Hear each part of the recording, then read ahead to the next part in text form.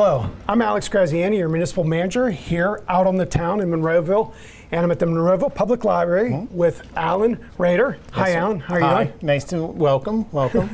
I take it you're here to take a look at the Maker Lab and see what we offer. Exactly. The community. We're here today to check out the Maker Lab and to see what it's all about.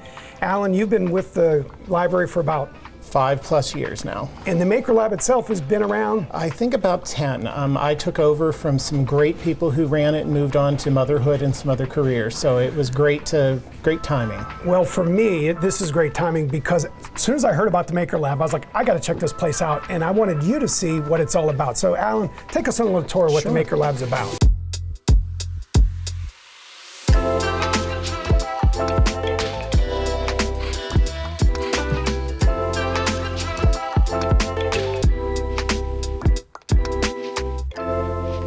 We, as a library, believe we are about sharing resources with the community, things that you might not have at home, things you want to try out before you spend the money on them, and or things that you need for about 5 minutes. So whether it's a book, whether it's a DVD, whether it is music, or whether it is something weird like a KitchenAid mixer. Yeah, I'm like dying to look in here. So this is something you can rent? Absolutely. Check out for 3 weeks. Bake some bread, do whatever you need to do with it, cookies for anybody. We are willing to take them as shares if you're interested. Wow, this is a real deal KitchenAid. It is a real deal. I love it. Real deal, and we'll even help you carry it out because they are heavy. So I use the word rent, but they're not, are they for a fee or for free? Absolutely not. Any Monroeville resident, as a matter of fact, any Allegheny County resident can come in and get a card. We do not charge anything to take any of our materials out. And so you get these for 3 weeks. And if they're here, great. Sometimes if people are worried about if there is one here, give us a call ahead of time and we'll let you know if there's one on the shelf. There's an empty shelf. Does this mean the coffee makers are gone? The sewing machines. Oh. Sewing machines. So, tis the season for Halloween costumes. I see. I believe a lot of our sewing machines are out being used to throw together that costume for once a year. Coming up next, you'll see we have what's called the fabric bank. This is where if your mom happened to sew and you don't, she would love this. And you guys are ready to kind of make some cleaning or things like that, this is a community resource where people can bring in things that they don't need, put them up, and if somebody needs it, they take it. So, so these are donated. Many of these things are donated 100% donated materials and material, actually. Yeah. But it is, we have things like patterns, we have some odd, tools and things like that, thread, anything that you can imagine or you might need for something, give it a shot here if you need just a little bit of it. So if somebody has at home patterns they've already used, they could donate them here. Absolutely. And then people could check them out. No, and they take them home and use them. But we also have quite a bit of great 80s stuff with shoulder pads in it. So if you are interested in that stuff, feel free to come in and take a look and see if you can spot something from your childhood. I sense a little sarcasm about the clothing styles of the 80s. I grew up in the 80s, yeah, me too. So I feel completely at home. Yes, indeed. In calling it out. So what do we have over here? These, again, are other things that you can take out. A lot of these things are candy molds. We have things, icing kits for cookie cutters. There's a great sugar cookie recipe in there, by the way, but it's always great to have that at hand. Looms that people can check out, whether this is just for doing little hats or scarves. I also have a full-on tapestry loom that people can take out if they're interested in kind of the more art end of it. One of these things in here. Yeah, absolutely. Excellent. So yeah, these are the full looms. It's a little tabletop loom. We also loan out a whole bunch of tools. For example, how often do you need a stud finder, but who actually wants to buy one? We have them here that you can come in, check it out for 3 weeks. Hopefully you don't need it for 3 weeks, but you get it for 3 weeks. And there are a lot of these tools that are, again, we're providing access to because it's a shared resource. Why would you want to buy a stud finder, and especially a good one, to use it for 20 minutes and then have it filed in your basement somewhere where it will never see the light of day again? So again, that's how we operate in the library. We even have things down there like that's a canning kit. If you want to give home canning a try. This is great this time of year. People might be looking at doing some canning, so now's the season. Here. Yep. Yeah. Pickles. If you want to get ready for Picklesburg next year, this is a great shot. Excellent. So, and then if you want to come in, we'll show you some of the other great things that we have.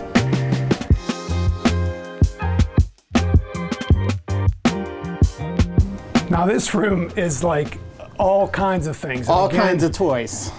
As a kid growing up, my mom loved to sew, so a lot of this looks familiar, but I didn't get a chance to use it. It was sort of like no touch kind of stuff. So what do we got going on in here? What we have going on in here are some of our really big or sometimes both expensive pieces of equipment. So I'll start over here right behind you, Alex. This is a embroidery machine. This allows us to do any type of pattern that we can create on the computer. We can load over here, and then we can sew patches. We can sew that directly on pieces of fabric, whatever you want. The great thing with this machine is it actually works with multiple colors of thread.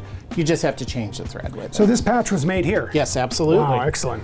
So what happens is if you take the class, we do have a very small fee for our class that just covers the materials. So for example, we have aprons that patrons are allowed to make as part of taking the class.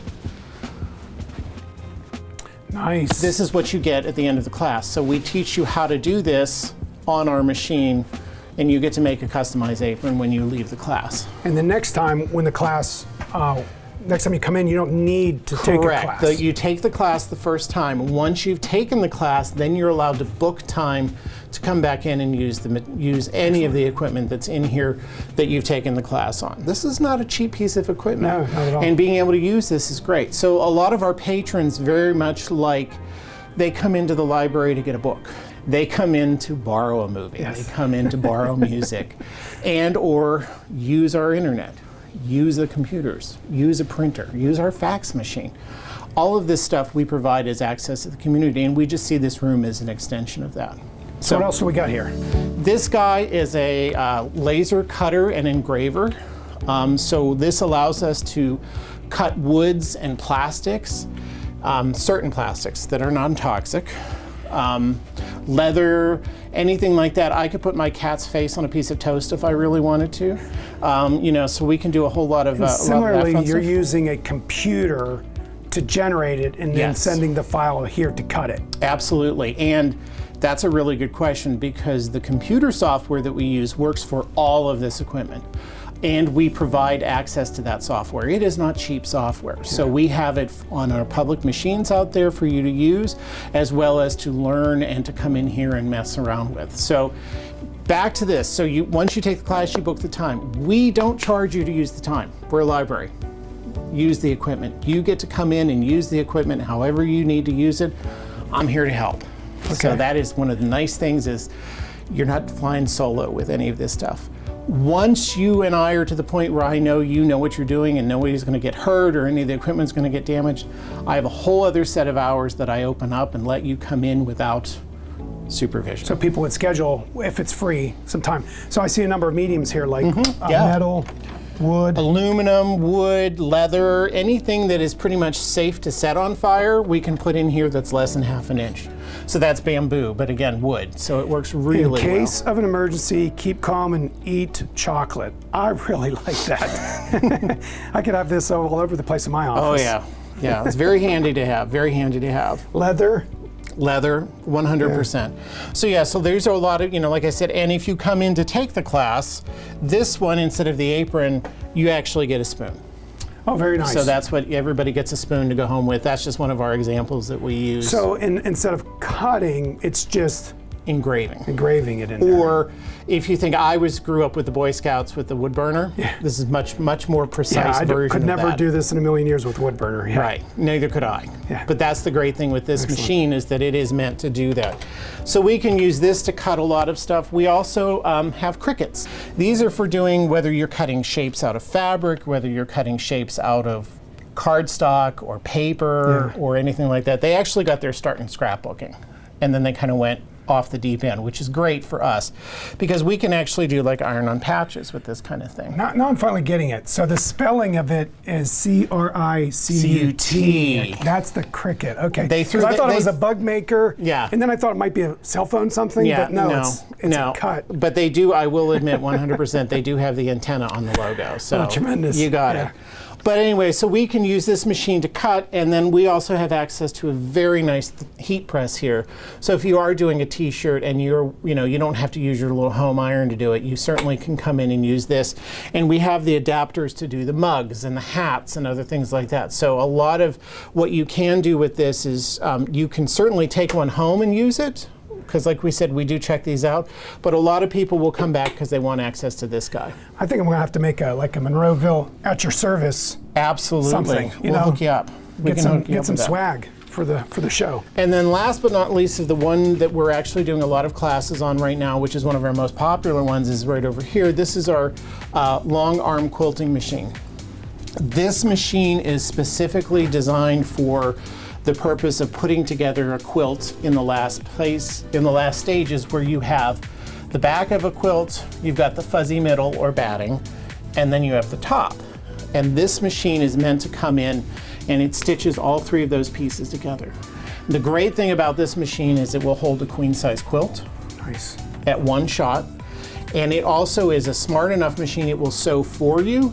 So I can put in a pattern and it knows where to stop, where to start, and everything else it will sew automatically, and then you move it from one space to the next so you can do the pattern across an entire quilt. I see this thing's got like grips and all kinds of stuff. Absolutely. The weird, like it takes a little bit of getting used to with this machine. Yeah, you can move it, you're not going to hurt it. Okay.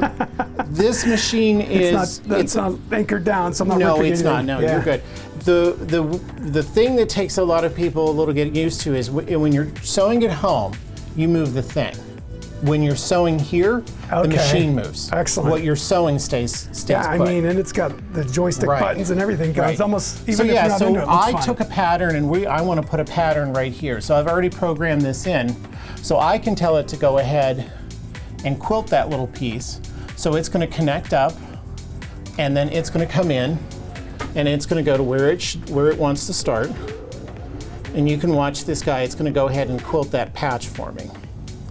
So we can either do it piece by piece, like I'm doing this one, or we can do one where it's a pattern that goes across the whole quilt at one time. So when we book time for this, it's usually about 2 hours, because it takes a good bit to get it set up and get it started and everything else. Once it's set up, then it's great to go. This is a tremendous resource, and I can imagine once more people find out about it, you might have trouble scheduling. We already do. So we're looking at, like ways of, like I said, that's where I have that second set of hours of once you get good enough that I don't have to be looming over anybody. It makes it much easier for people to have access to this. Why does it not surprise me that the librarian's got a lot of puns? We've already used 2 so far, so this is great. I can't help it. It's part of our training.